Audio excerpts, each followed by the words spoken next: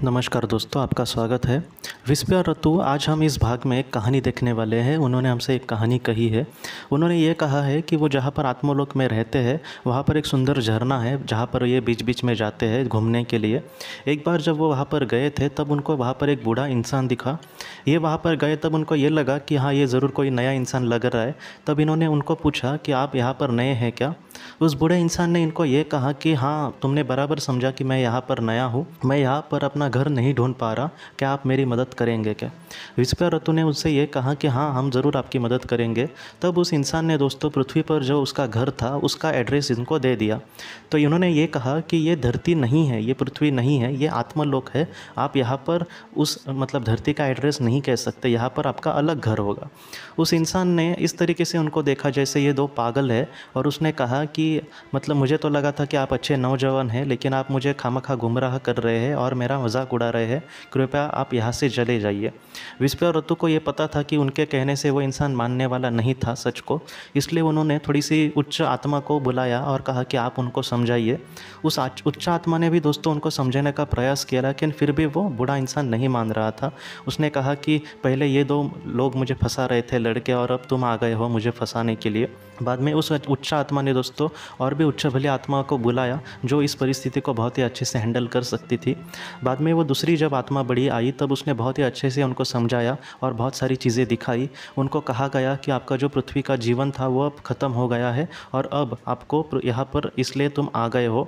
बाद में क्या हुआ दोस्तों को वो इंसान फिर से डरने लगा, वो बूढ़ा इंसान, और वो दो अपने मुँह से नाम लेने लगा। और बाद में ये पता चला कि वो पृथ्वी के उसके दो बेटे थे जिनको वो मदद के लिए पुकार रहा था। तब उस उच्च भली आत्मा ने उसको बहुत अच्छे से समझाया कि अब वो पृथ्वी पर ही है तुम्हारे बेटे, लेकिन तुम्हारा जीवन जो है वो ख़त्म हो गया है और अब तुम स्वर्ग में आए हो। तब विस्पे और ऋतु ने यह कहा कि यहाँ पर इंसान ऐसे ही स्थान पे होगा जैसे उसके कर्म होंगे। ये जो स्थान है वो बहुत ही सुंदर है और ये स्वर्ग जैसा ही है और ये स्वर्ग ही है, और उच्च लोक यहाँ से भी जो उच्च लोक होंगे वो इससे भी बहुत सुंदर होंगे। तब उस इंसान को सारी चीज़ें अच्छे से पता चली और उसने ये कहा कि मुझे तो लगा था कि मृत्यु के बाद की जो दुनिया है वो बहुत ही एकदम डिफरेंट होगी या फिर कुछ ऐसी होगी जिसको समझने के लिए मुझे बहुत कष्ट पड़ेंगे, लेकिन ये बहुत ही आसानी से मैं यहाँ पर आया और मैं बहुत ही आसानी से अब यहाँ पर रह रहा हूँ। तो इस तरीके से उसको ये बातें सारी पता चली और वो अपने लोक में चला गया। तो दोस्तों ये जो घटना थी जो वो इस तरीके से कुछ घटी थी। विस्पे और ऋतु ने यही कहा है कि कभी कभी कुछ ऐसी भी आत्माएँ होती है जो आत्मलोक में जाने के बाद भी उनको ये नहीं लगता कि उनका जीवन ख़त्म हो गया है।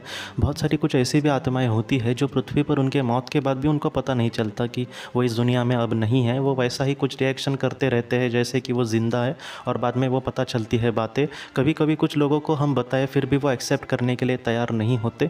तो इस तरीके से कुछ आत्माएं होती है। तो दोस्तों इस सच्ची कहानी से हम ये सीख सकते हैं कि जो जीवन है उसका बहुत प्रभाव हम पर पड़ता है, हमारे मन पर ही, भौतिक जो मन हो हमारा रोज़ का होता है उस पर ही नहीं बल्कि हमारे आत्मा पर भी बहुत बार उसका प्रभाव पड़ता है। तो जितना हो सके मैं पहले ही जिस तरीके से भगवान श्री कृष्ण जी ने कहा है कि हमें स्थितप्रज्ञ होकर कर्म करना चाहिए। मुझे जो भी मिला या फिर नहीं मिला, मैं अपना कर्तव्य है मेरा जीवन में आगे बढ़ना, और उस कर्तव्य के लिए मैं कर्म कर रहा हूँ। उस कर्म से मुझे मिले या फिर मैं संसार में अटकता ना रहूँ, मैं उस ईश्वर के कहीं ना कहीं चरणों में अटकूँ जो मुझे इस तरीके से मुक्त कर सकता है, जिसकी सेवा करके या फिर वो जैसे चाहता है वैसे कर्म करके मैं इस दुनिया से छूट सकता हूँ और जल्दी से जल्दी मेरे आत्मा का विकास हो सकता है। जो इस दुनिया में सच है वो मेरा परमेश्वर ही है। इस तरीके से अगर हम सोचकर जीवन में आगे बढ़ेंगे तो ऐसे चीज़ों में हम नहीं अटकेंगे और ईश्वर के रास्ते पर हम बहुत ही अच्छे से आगे बढ़ सकते हैं दोस्तों। तो दोस्तों हम अपनी अगली वीडियो में किसी नए विषय को लेकर मिलते हैं। आप अपना अपने परिवार का ख्याल रखना। ज़िंदगी की रोशनी ये एक कंसल्टेंसी है जो ऐसे लोगों को मदद करने की कोशिश करती है जिन्होंने किसी अपने को खोया है या फिर जो लोग अपने जीवन में बहुत ही ज़्यादा दुखी है। जो लोग इस संस्था के साथ जुड़ते हैं उनको इस विषय की किताबें और जानकारी भेजी जाएगी। इसके साथ साथ जो लोग पास्ट लाइफ रिग्रेशन थेरेपिस्ट के पास नहीं जा सकते, अगर वो घर पे अभ्यास कर सके, इस वजह से उनको पास्ट लाइफ रिग्रेशन की ऑडियोज़ भी भेजी जाएगी। और इसके साथ साथ ध्यान में एकाग्रता बढ़ाने के लिए कुल मिलाकर 5 ऑडियोज़ भी उनको भेजी जाएंगी।